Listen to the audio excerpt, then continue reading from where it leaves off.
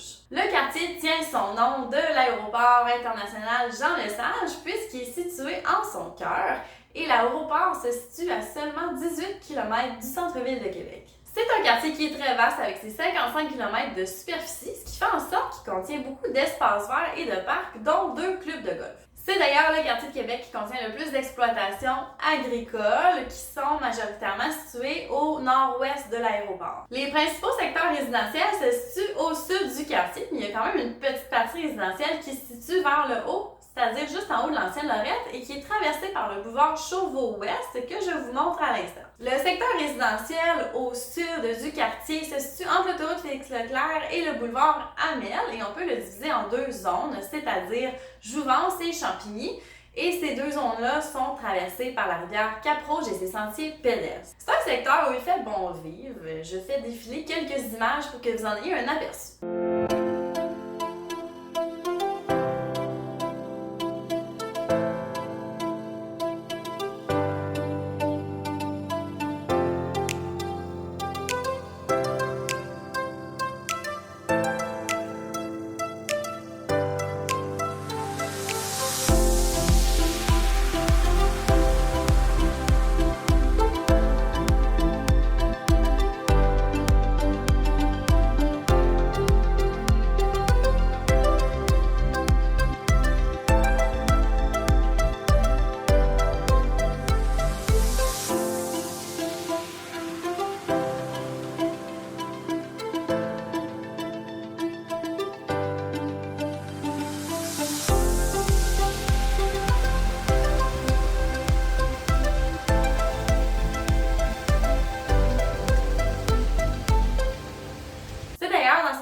Du quartier que se situe l'agence immobilière pour laquelle je travaille, c'est-à-dire le bureau Remax Accès qui est sur l'avenue Jules Verne. À l'est de cette zone résidentielle, d'un côté et de l'autre du boulevard Duplessis, se trouve un secteur commercial de grande surface qu'on appelle le Mégacentre Sainte-Foy. On y retrouve vraiment tout type de commerce, que ce soit un Cinéplex Odéon, des services de restaurant, des boutiques de décoration, des boutiques de vêtements, Walmart, épicerie et bien plus. Tout près de cette zone, c'est-à-dire complètement au sud-est du quartier, se trouve la base plein air Sainte-Foy.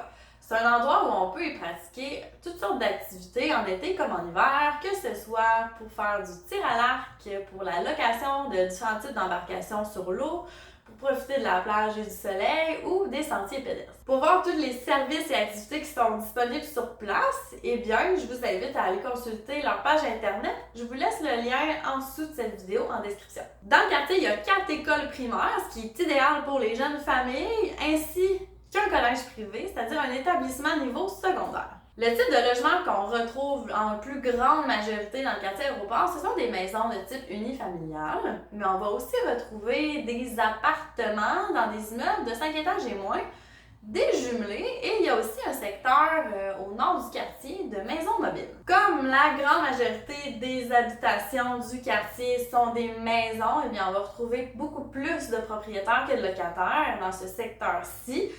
C'est-à-dire qu'environ 85% des résidents sont propriétaires. C'est ce qui complète la vidéo sur le quartier aéroport à Québec. J'espère que l'information vous sera utile ou du moins pertinente. N'hésitez pas à liker ma vidéo ou à aller vous abonner sur ma page Facebook professionnelle Andréane Fortin, courtier immobilier résidentiel. À bientôt!